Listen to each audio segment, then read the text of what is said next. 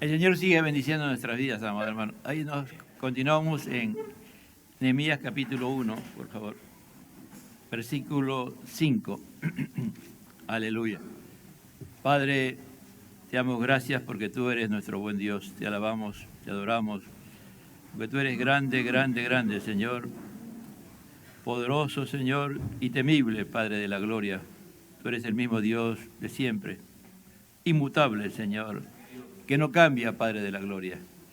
Dice así la palabra del Señor en el nombre del Padre, del Hijo y del Espíritu Santo. Y dije, te ruego, oh Jehová, Dios de los cielos, fuerte, grande y temible, que guarda el pacto y la misericordia a los que le aman y guardan sus mandamientos. Esté ahora atento tu oído y abierto tus ojos para oír la oración de tu siervo, que hago ahora delante de ti día y noche, por los hijos de Israel, tus siervos. Y confieso los pecados de los hijos de Israel, que hemos cometido contra ti. Sí, yo y la casa de mi padre hemos pecado. En extremo nos hemos corrompido contra ti, y no hemos guardado tus mandamientos, estatutos, preceptos que diste a Moisés, tu siervo. Tomen asiento, hermano. El libro escrito por Nehemías tiene, como todos los libros, ¿no? Tiene importancia. Y una de las características que tiene este libro prácticamente es el penúltimo libro antes del exilio del pueblo de Judá, ¿no? Porque el último es Malaquías, ¿no? Malaquías ya habla el que cierra el Antiguo Testamento y Nehemías es el que cierra los libros históricos.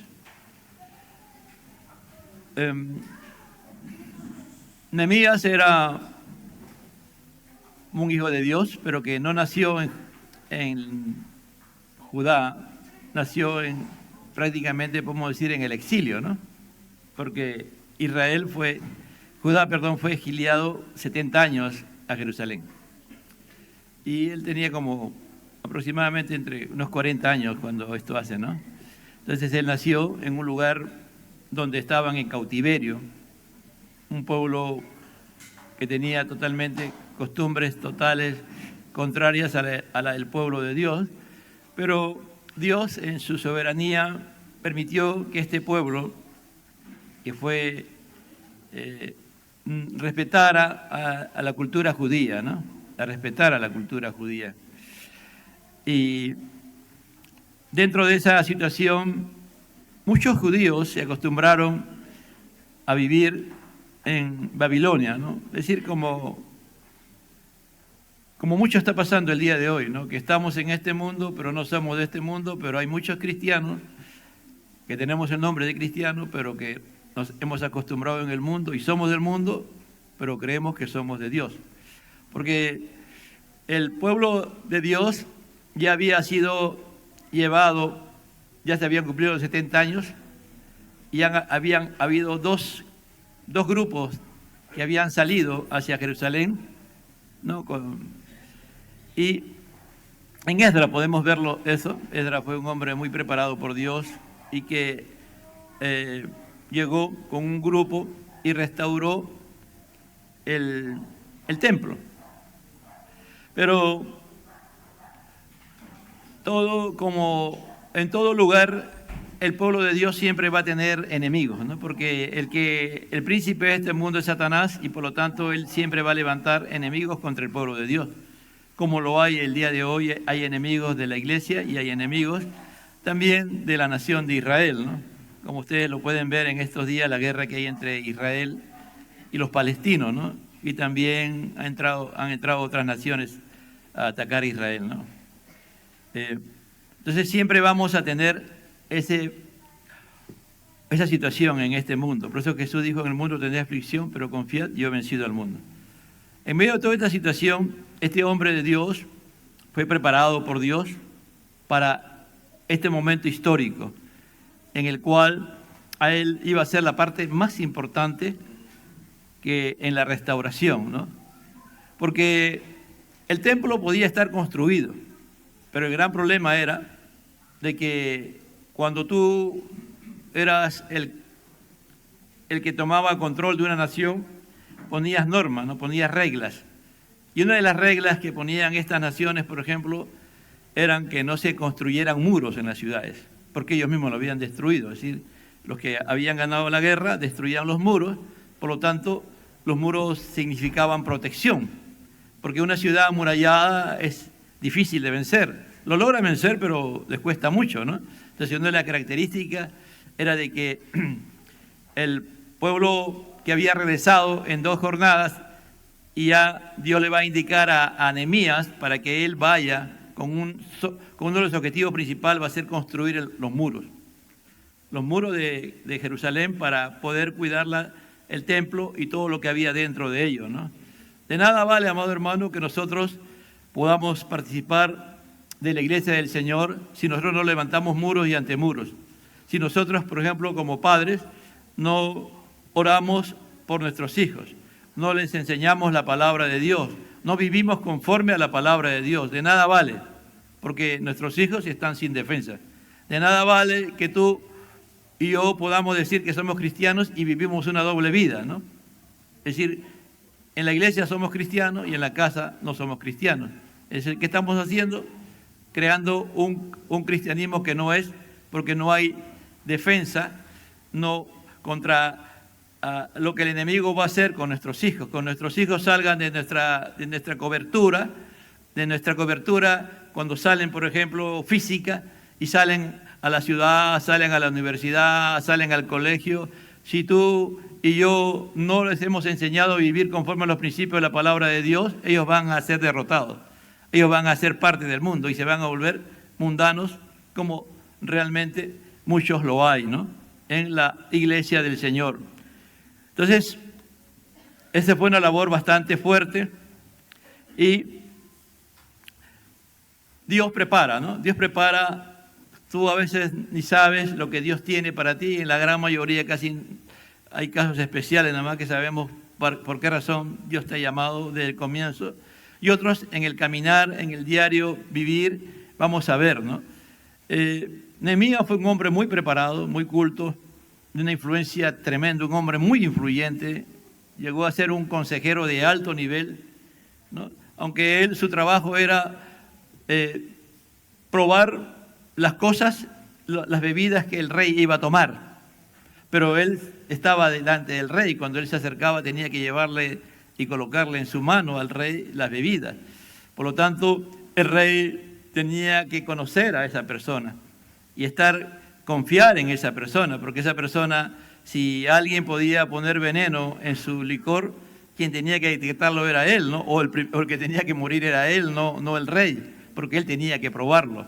Entonces, aparte de eso, como establecía un contacto con el rey, parece que en este sistema los preparaban a ellos en un alto nivel para poder conversar y dialogar.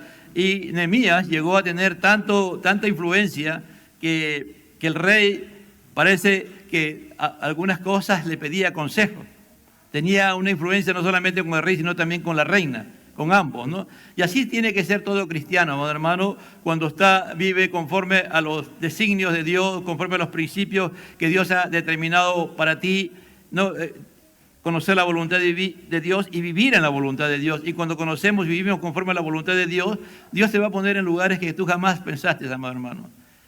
Y nosotros no importa tu nombre, no importa de dónde hayas nacido, quién hayan sido tus padres, puede ser hasta posiblemente que te hayan abandonado, que haya sido hasta un abortivo real y físicamente, ¿no? Que tu madre te dio a luz y te dejó abandonado. Es decir, no importa cuál haya sido tu condición, cuando Dios quiere hacer algo grande, Él lo va a hacer, amado hermano. Él es grande y glorioso, Él es todopoderoso y no hay nada que impida que tú llegues a hacer lo que Dios ha determinado ante la fundación del mundo, siempre y cuando tú aceptes la voluntad de Dios y te sometas a la voluntad de Dios y a todas las limitaciones y situaciones que puedas pasar en la vida. Y cuando tú llegues a la posición que Dios quiere que tú estés y mires hacia atrás, verás que todo lo que has pasado, tuvo un propósito, para formarte, para formar el carácter, para que entiendas para qué momento Dios te escoge. Nadie está aquí de casualidad. Algunos están acá heridos por el pecado y en proceso de ser restaurados, porque si hablamos del libro de Nehemías, el tema es la restauración. Entonces, para ser restaurados por Dios, para ser usados por Dios, para su gloria. Eso dice, ¿no? Palabras de Nehemías, hijo de Jacalías. Aconteció en el mes Kislev, noviembre a diciembre, en el año 20 del rey Artajerjes, estando yo en Susa, capital del reino, que vino Hananea, uno de mis hermanos, era hermano de carne y de sangre, con algunos varones de Judá, y les pregunté por los judíos que habían escapado. Les pregunté por los judíos que estaban en Jerusalén, dice, ¿no? Y que habían quedado en la cautividad y por Jerusalén. Entonces él preguntó por los judíos que habían escapado, por lo que estaban, los que habían quedado en la cautividad y por Jerusalén. Por tres cosas. Y me dijeron, el remanente, los que quedaron en la cautividad, ahí en la provincia, están en gran mal y afrenta. Es decir, están en una crisis total y en una gran vergüenza. Es decir, las promesas de Dios, la obra de Dios, no se ven en sus vidas. Y por lo tanto, son avergonzados permanentemente, ¿no? De nada vale que tú y yo digamos que somos cristianos y no vivamos conforme a la palabra de Dios, porque vamos a ser avergonzados por el mundo y por el sistema de este mundo, ¿no? Aún estando en Jerusalén, estando en la capital, en la ciudad de La Paz, eso no te garantiza. ¿Qué cosa? A ti no te garantiza que tú seas parte de esta iglesia. Lo que te garantiza es tu comunión con Dios, es tu dependencia de Dios. Cómo tú y yo vives conforme a la voluntad de Dios. Y la voluntad de Dios está en toda su palabra, ¿no? La voluntad de Dios, ¿quieres conocer la voluntad de Dios? Lee la palabra de Dios. Léela, escudriñala, y ahí vas a ir encontrando cada día la voluntad de Dios para tu vida, ¿no? Podían estar en la ciudad santa, pero estaba ¿cómo? ¿Cómo estaba? Dice, y el muro de Jerusalén derribado y sus puertas quemadas a fuego, ¿no? El muro derribado y sus puertas quemadas a fuego. Cuando oí estas palabras, mire, cuando amamos a Dios, cuando amamos al pueblo de Dios, cuando amamos todo lo que es de Dios, va a pasar cuando escuchemos estas cosas. Cuando oí estas palabras, me senté y lloré e hice duelo por algunos días, ayunando. Lloré delante del Dios de los cielos. Mire la acción de este hombre. Primero me senté, es decir, no podía creer lo que estaba escuchando, lo que estaba oyendo.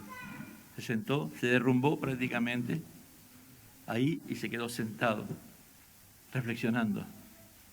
¿Qué más hizo? Lloré, ¿no? Llorar. Lloramos cuando nos enteramos que alguien, por ejemplo, ha pecado contra Dios, un hermano, una hermana, lloramos o chismeamos, que es el deporte favorito de muchos, y que es lo que Satanás quiere que tú hagas. Como por ahí hay un dicho, hacer leña del árbol caído, ¿no? Un dicho popular. Ese es tu deporte, eso es lo que tú haces. Cuando te pase a ti, vas a llorar, porque nadie te va a acompañar. Solo aquellos que aman a Dios y aman a los pecadores, que eres tú, que tienes el problema de chismear. Dice, me senté y lloré. Lloré. ¿Te has sentado y te has puesto a llorar por los pecados de tus hijos? ¿De lo que tus hijos están haciendo y cómo están viviendo? Me senté, lloré e hice duelo. Hice luto por algunos días. ¿Te imaginas? Como muerte, ¿no? ¿Por qué se hace duelo? Por muerte, ¿no?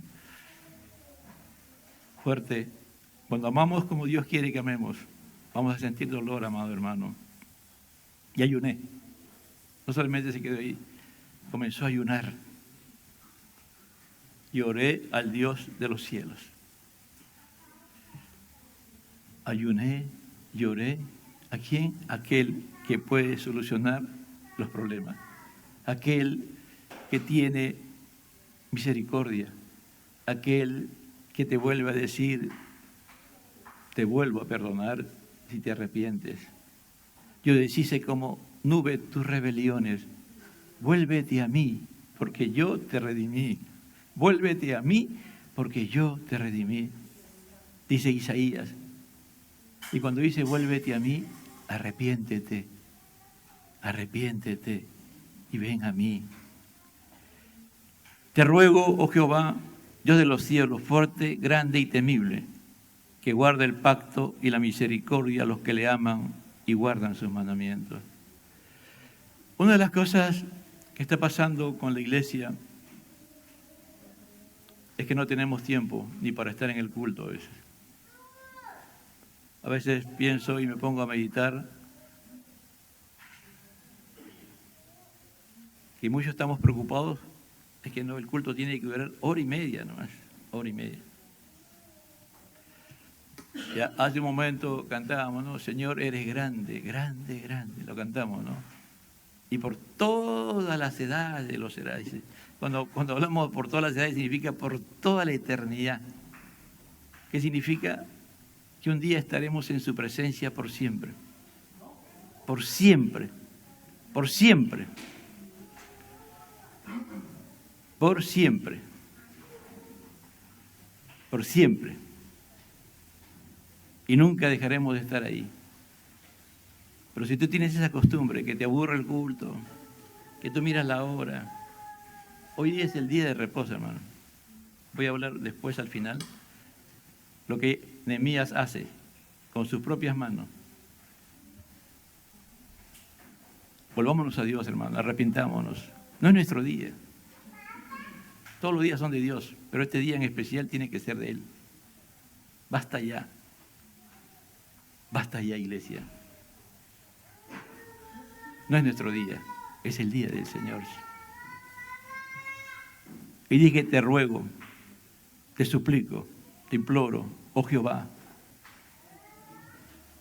el eterno yo soy el que soy. Dios de los cielos.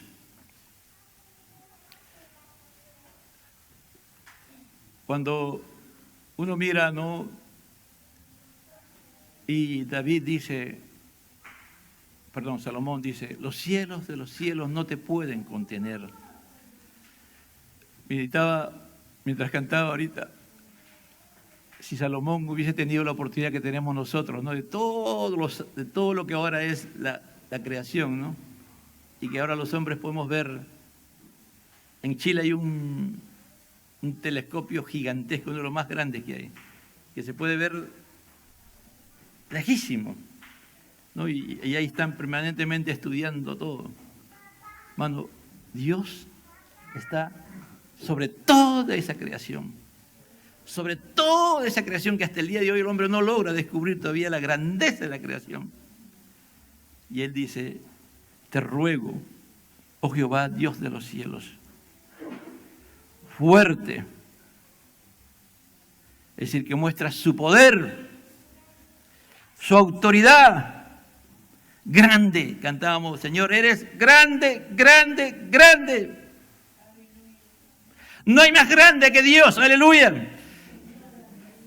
Temible, temor de reverencia,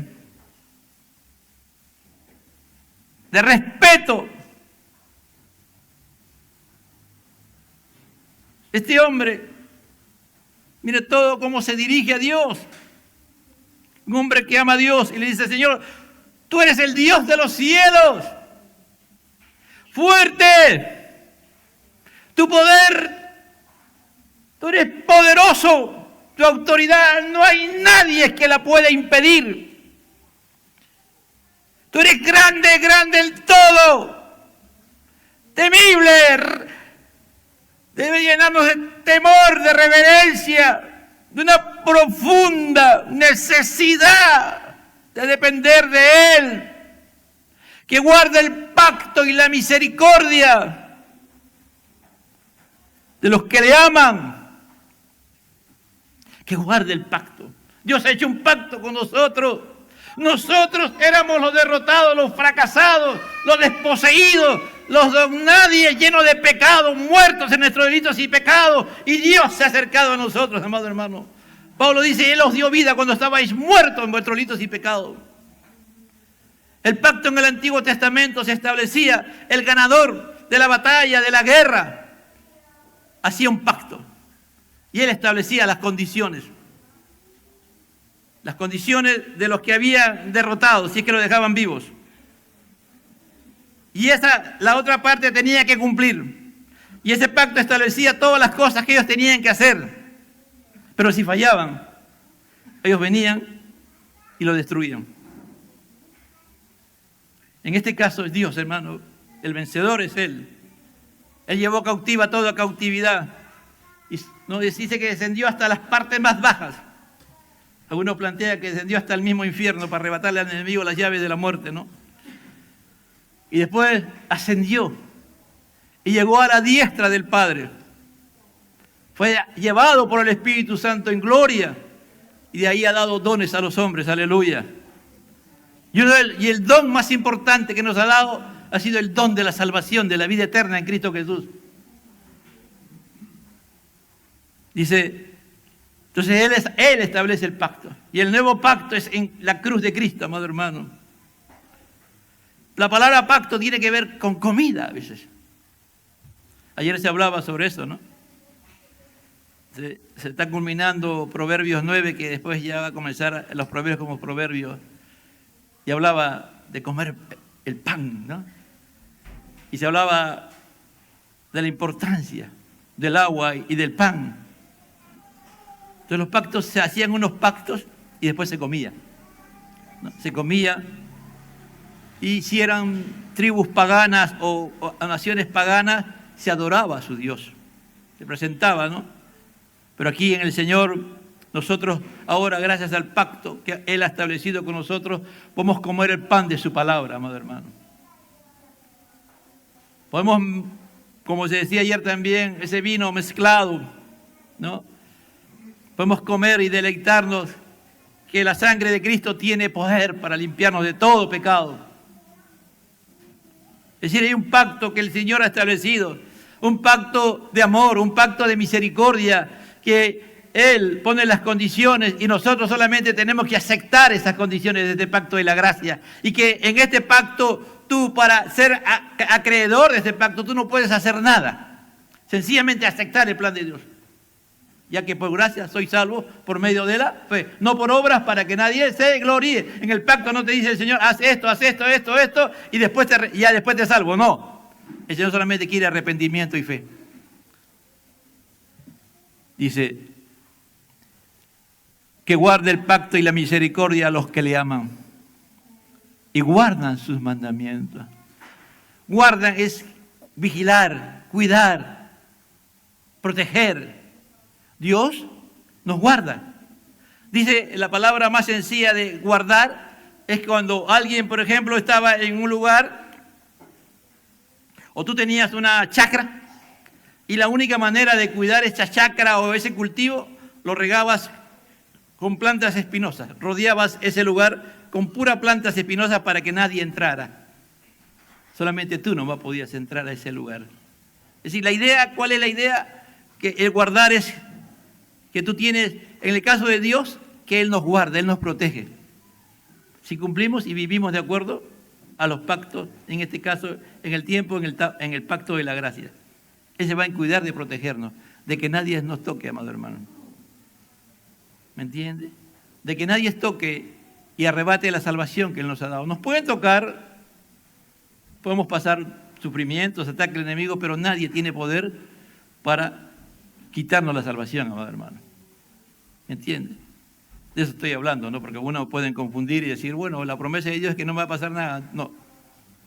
Te puede pasar físicamente, pero tuyo, ese pacto de salvación que es por gracia, es la salvación, la vida eterna que Él nos da. Dice que guarda la misericordia a los que le aman y guarda sus mandamientos. Esté ahora atento tu oído. Dice, esté atento. Óyeme, Señor, le estoy diciendo. Tu oído y abierto tus ojos. para oír la oración de tu siervo, que hago ahora delante de ti de día y de noche, día y noche, por los hijos de Israel, tu siervo.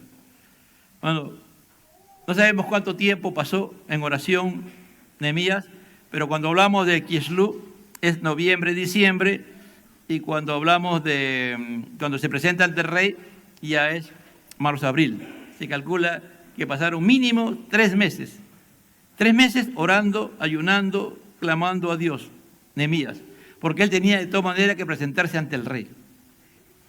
Pero él sabía, en la oración, amado, muchas veces nosotros no sabemos cuál es la solución, pero Dios lo sabe. Pablo dice que cuando no sabemos orar como conviene, el Espíritu Santo nos ayuda a orar como conviene. Y cuando tú te pones a orar realmente, te pones a orar de veras, ojo, escucha iglesia, cuando ponemos a orar de veras, padres, pónganse a orar de veras por sus hijos. Díganle, Señor, no sé cómo orar por mis hijos. Mi hijo es así, mi hija es así. O padre, mira, yo no soy el modelo de padre o de madre que debo ser. No sé cómo cambiar mi carácter, cómo ser el hombre o la mujer que tú quieres como padre, como madre, o al hijo, si es un hijo cristiano, no sé, Señor, cómo ser un verdadero hijo, un verdadero cristiano, no sé, pero Padre, ahí le pides pidiendo al Espíritu Santo, enséñame a orar, y comienzas tú a orar, amado hermano, y sigues orando, hasta que un día el Señor te va a decir, y el Espíritu Santo te va a hacer orar como conviene, porque aquí Él ya al final va a decir que él tiene que presentarse ante el rey. Y el Espíritu Santo le va a poner a Nehemías que la solución a los problemas, Dios va a usar al mismo rey y a la reina para solucionar el problema de Jerusalén y de construir los muros y antemuros e ir y restaurar al pueblo que se había vuelto nuevamente al paganismo o estaban prácticamente haciendo cosas contra Dios. Estaban en afrenta, en vergüenza, porque vivían en desorden delante de Dios. Estaban en la ciudad de Jerusalén, pero vivían en un total desorden, amado hermano. Esdras, cuando va, una de las cosas que Esdras, Dios lo toca y se llena del poder del Espíritu Santo y encuentra que muchos judíos estaban casados con mujeres paganas. Y eso es increíble, cuando tú lees el libro de Esdras, es inaudito. Es decir, eso hacerlo el día de hoy sería una locura para esta sociedad actual. ¿Qué hace? Y él dice, esto dice la palabra. ¿Y qué hacen? ¿Saben lo que hacen? Se divorcian. Se separan. Los separa. ¿Te imaginas con hijos y todo? Cuando no miras, tú dices, ¿qué es esto? No puede ser. Es que el pueblo estaba contaminado. El pueblo estaba haciendo atrocidades. Como dice acá, corrompido, perversidades. Y en el tiempo de Nehemías, cuando Nehemías llega, encuentra lo mismo, hermano. Es decir, ¿qué encontramos? A un pueblo rebelde. Tú lo lees, Esdras, el capítulo 3, hermano, es una locura lo que tú lees ahí. Lo que Esdras hace. Esdras agarra, para que veamos, hermano, porque a veces dice 13, 15, voy a leer un poco extenso. En aquellos días vi en Judá algunos que pisaban en lagares en el día de reposo, que acarreaban haces y cargaban asnos con vino y también uvas de higos, y toda suerte de carga que traían a Jerusalén en día de reposo. Y los amonesté acerca del día en que vendían las provisiones. También había en la ciudad tirios que traían pescado y toda mercadería y vendían en el día de reposo a los hijos en Jerusalén. Y reprendí a los señores de Judá y le dije, ¿qué mala cosa es esta de vosotros? ¿Hacéis profanando así el día de reposo? ¿No hicieron así vuestros padres? Y trajo nuestro Dios todo el mal que sobre nosotros y sobre esta ciudad. Y vosotros añadís ira sobre Israel profanando el día de reposo. Sucedió pues que cuando iba oscureciendo a las puertas de Jerusalén antes del día de reposo, dije que se cerrasen las puertas y ordené que no las abriesen hasta después del día de reposo, y puse en las puertas a algunos de mis criados para que en el día de reposo no introdujeran carga. Y se quedaron afuera de Jerusalén 1 y 2 veces los negociantes, los que vendían toda especie de mercancía, mire, fuera de la ciudad. Y los amonesté y le dije, ¿por qué os quedáis vosotros delante del muro? Ya había reconstruido el muro ya. Si lo hacéis otra vez, os echaré mano. Desde entonces vinieron en día de reposo. Desde entonces no vinieron en día de reposo.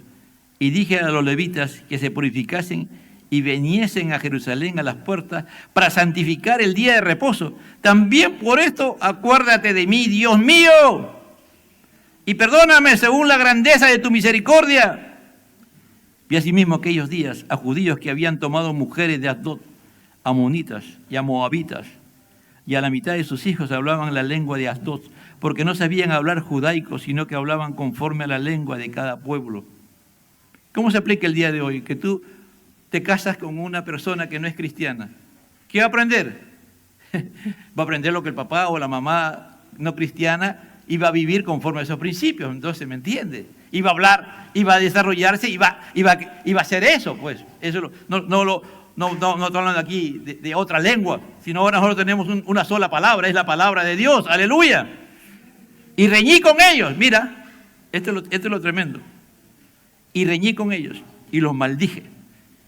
Y herí a algunos de ellos, y les arranqué los cabellos. Mire, Nehemías con su propia mano arrancó los cabellos de esa gente.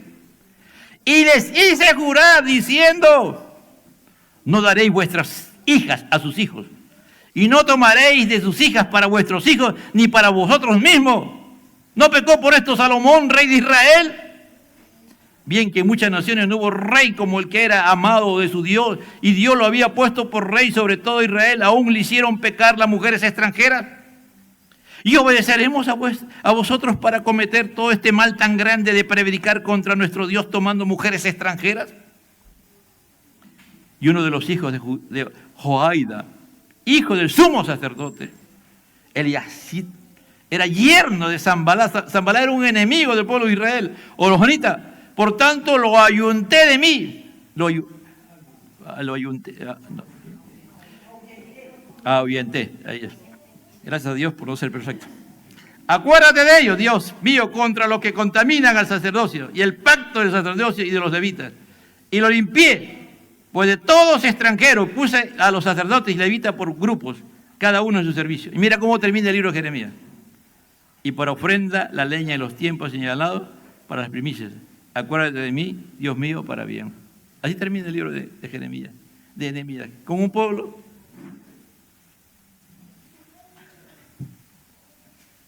¿no? Dios haciendo cosas gloriosas y grandiosas, Dios respondiendo a la oración de Nehemías, Dios restaurando el muro, Él hizo 2 viajes. En el primer viaje, aparentemente todo el pueblo estaba unido. Cuando regresa, encuentra eso, y él con su propia mano, imagínate, te agarran del cabello, te jalan de las barbas y te la sacan así. Mire el arrebato que tenía este hombre de Dios, hermano. Ahora no se hace así, ¿no? Pero a veces, cuando pasas aflicciones por pecar contra Dios, y cuando miramos también Malaquías, ¿no? Y a veces no queremos leer esta porción de Malaquías, lo hacen en el mismo contexto, hermano. Primero fue Nehemías, y el último manifestación de Dios se da en Malaquías. Prácticamente unos añitos nada más después de Nehemías, el pueblo, cómo se comportaba. Mire, 3:6, Malaquías 3:6. Porque yo, Jehová, no cambié, por esto, hijos de Jacob, no habéis sido consumidos. Él habla de una clase. Yo no cambio, dice Dios. Yo soy el mismo Dios. Y lo saqué de Egipto, yo soy el mismo Dios, yo no cambio.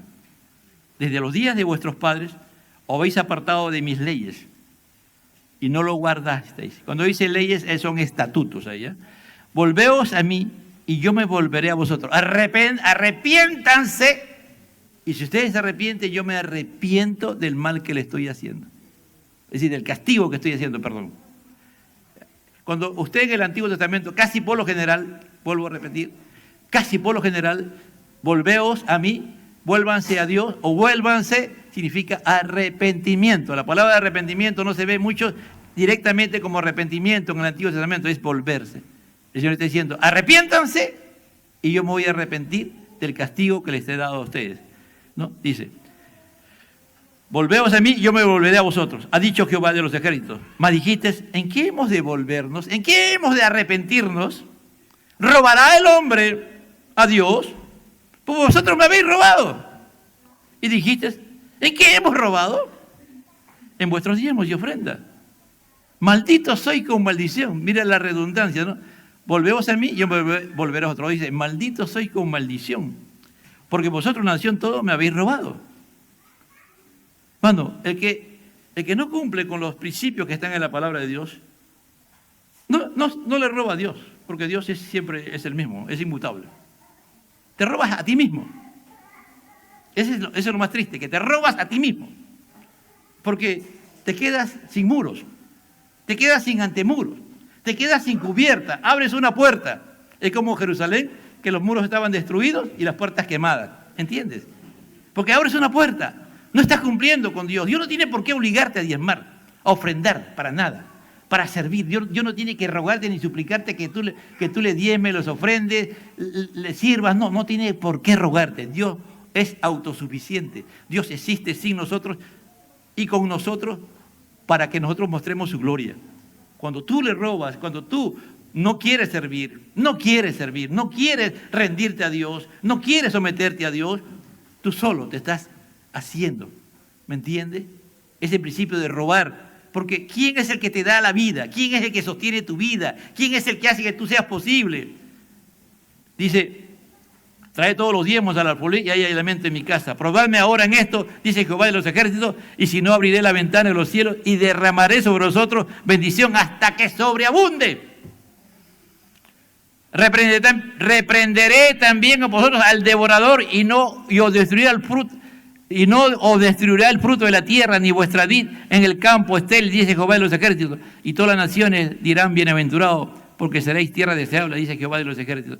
Amado hermano, no necesitas tú tener millones o miles de soles o de dólares para ser bienaventurado, para tener momentos de felicidad con tu familia, con tus hijos.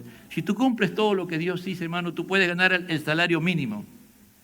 Pero créelo, amado hermano, Dios te da momentos de felicidad, Dios te da momentos de gozo, que puede tener, jamás lo tendrá una persona que es multimillonaria y que ese dinero lo ha conseguido incumpliendo los preceptos o yendo contra los preceptos, porque una cosa es los mandamientos, los 10 mandamientos, los estatutos son las aplicaciones, cómo se aplican todos los mandamientos, la aplicación de todos los mandamientos, y los preceptos por lo general son los juicios que Dios hace o la forma como se aplica la justicia.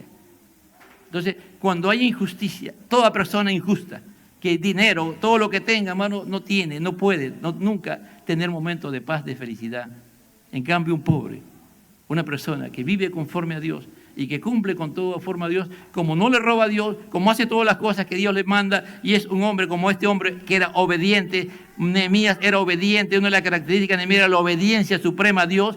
Amado hermano, tú eres feliz, con lo poco o con lo mucho. Porque Dios es fiel, amado hermano. De verdad. Yo puedo dar fe de eso, amado hermano.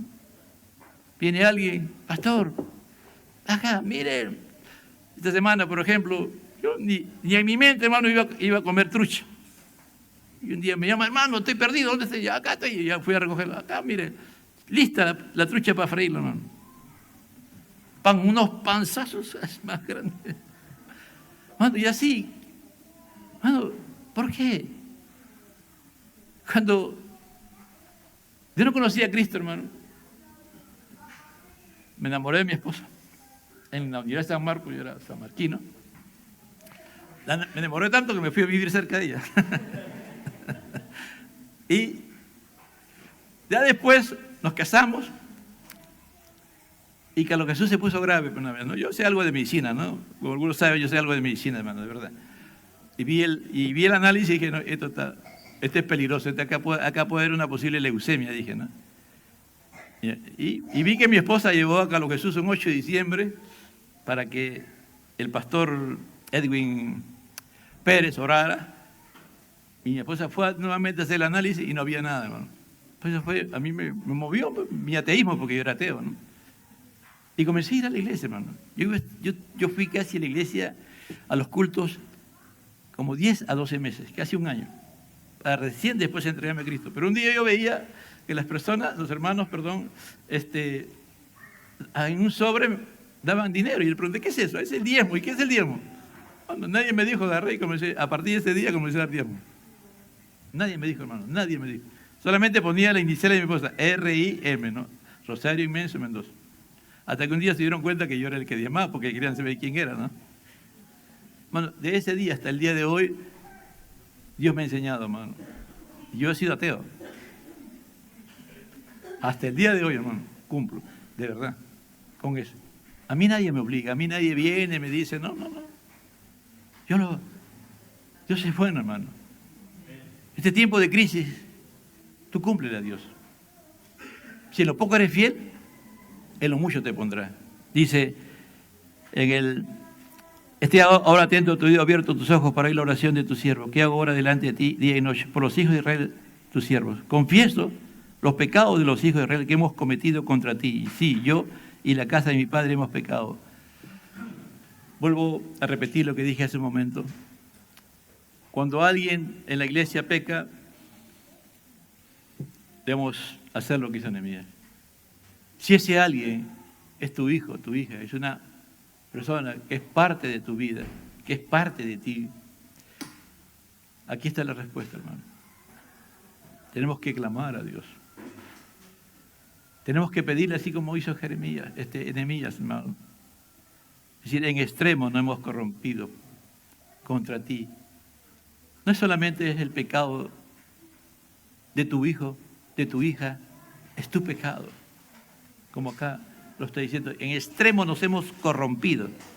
Es decir, en extremo nos hemos depravado contra ti. Nehemías había leído, pues, ¿no? Conocía el Salmo 51 de David. No hemos guardado tus mandamientos. No hemos vigilado por cumplir. Mira, Nehemías lo cumplía, pero él está confesando los pecados de su pueblo. Y tú y yo, como pastor, yo tengo que confesar los pecados de los hermanos que pecan contra Dios. ¿Cuánto más si es tu esposa, si es tu esposa, si son tus hijos? ¿Cuánto más? ¿No? En extremo nos hemos corrompido, no hemos guardado los estatutos y preceptos que diste a Moisés, tu siervo. Acuérdate ahora de la palabra que diste a Moisés, tu siervo, diciendo, si vosotros pecareis y os dispersareis por los pueblos, si vosotros pecareis, ahora no dispersareis, sino si los planes que Dios tenía para tu familia, para ti que has pecado, para los padres, para los hijos, no se están cumpliendo, aquí está la respuesta. Orar. Orar hasta que el Espíritu Santo te diga cómo orar para que tú seas libre, para que tú como padre seamos conmovidos como padre, como pastor, y ser parte de los que han pecado contra Dios, para ayudarlos a restaurar, para que ellos se vuelvan a Dios. Acuérdate de tu palabra, dice, ¿no? Pero si os volvieres a mí, dice, ¿no? Si te arrepintieres, el 9, y guardares mis mandamientos y los pusieres por obra, aunque vuestra dispersión sea hasta el extremo de los cielos, de allí os recogeré y os traeré al lugar que os cogí. Así tu hijo haya caído, así haya caído quien haya caído hasta lo más vil, como el hijo pródigo. Como el hijo pródigo, amados hermanos, si nos volvemos a Dios, nosotros como padre, como pastor, como iglesia, y confesamos los pecados, Dios va a orar. Y en un momento determinado, ellos que han caído a lo más bajo o están en el pecado, se volverán, se arrepentirán. Y poco a poco Dios lo va a ir restaurando y poniendo en el lugar, porque hay una promesa de Dios, amados hermanos. Al aplicarlo ya en forma, porque dispersarse también es ya no estar en las cosas de Dios. Estando en la iglesia, pero no estar en las cosas de Dios. Estando en los cultos, pero no estar en las cosas de Dios. Haciendo cosas pecaminosas, cosas nauseabundas, cosas que a Dios no le agrada para nada. Porque no es una dispersión física, te dispersas de la comunión con Dios, te dispersas de tu relación con Dios. Ellos pues son tus siervos, mira cómo ya ahora proféticamente, ¿no? Ellos pues son tus siervos y tu pueblo, los cuales redimiste con gran poder y con tu mano poderosa. Aquí está hablando, hermano, de Moisés, pero aquí nosotros tenemos a alguien superior a Moisés, que es Cristo de la gloria, aleluya. No hay obra más grande que el Señor haya hecho que morir por la cruz del Calvario para pagar por todo nuestro pecado, y el poder de la resurrección de Cristo está ahora en nosotros por el medio del Espíritu Santo. Y así como Cristo fue exaltado y puesto a la diestra, Dios, amado hermano, cuando Dios nos convierte, nos transforma en sus hijos, estamos en su presencia. Dice, bendito sea el Dios y Padre de nuestro Señor Jesucristo, que nos bendijo con toda bendición espiritual en los lugares celestiales en Cristo. Es decir, no somos bendecidos por Dios.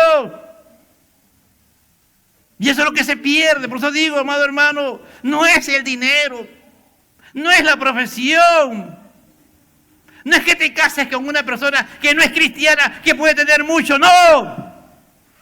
Cásate en la voluntad de Dios, permanece en la voluntad de Dios, agárrate de Cristo y permanece en Él. Te ruego, Jehová, esté ahora atento a tu oído a la oración de tu siervo y a la oración de tu siervo, que quieren desear reverenciar tu nombre. ¿A quién? A ese Dios grande, temible. Como dijo, no, mira cómo se dirige, a mí me fascina esta palabra cuando dice, tú eres Dios fuerte, grande, temible. A ese Dios le dice, te ruego, Dios, Jehová, Señor, ahora atento a tu oído a la oración de tu siervo y la oración de tu siervo, quienes desean reverenciar tu nombre. Aleluya. Por ahí estoy leyendo un libro de Neil Anderson, y él decía un principio bien importante, que está en Pablo, no que está en Romanos 7. No es a veces las personas que están en pecado y no pueden salir de esa condición, no es que no quieran, es que no pueden. Una cosa, ellos quieren salir, hermano, de verdad, quieren salir de esa condición, quieren.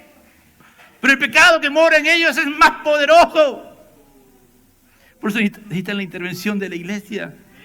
Démonos entre esta intervención de nosotros. Cuanto más si son tus hijos, cuanto más, amada iglesia. Por eso dice, porque ellos quieren reverenciar el nombre de Dios, ellos quieren exaltar, ellos quieren adorar, ellos quieren servir, pero no pueden. El pecado que mora en ellos tiene más poder. No porque Dios no sea poderoso, todopoderoso, no, porque están cautivos. Por eso tenemos que orar para que Dios los libere. Y el Espíritu Santo, como digo, va a dar la respuesta. ¿De qué manera yo lo voy a ayudar a este hermano, o a mi familiar, o a mi hijo, o a mi esposo? ¿De qué manera? Y el Espíritu Santo te va a hacer de un momento a otro. No te digo que va a ser en la primera oración, puede ser que dure un mes, 2 meses, hasta que de un momento a otro va a salir la oración. Que va a salir de tu boca y tú vas a decir, esta es la oración y esta es la respuesta que Dios tiene. Porque mire lo que dice acá Nehemías, ¿no? Concede ahora buen éxito a tu siervo y dale gracia delante de aquel varón, porque yo servía de copero al rey. El Espíritu Santo le había dicho que el rey era el que tenía la respuesta para la solución de Jerusalén. Pero hay un rey, que es el Rey de Reyes y Señor de Señores, y ese se llama Jesucristo, y Él tiene la solución a todos los problemas. Amén. Te doy gracias, Señor. Gracias, Padre de la gloria. Gracias, Señor bendito, porque tú eres bueno, porque tú eres poderoso, porque tú eres santo, Señor. Pongámonos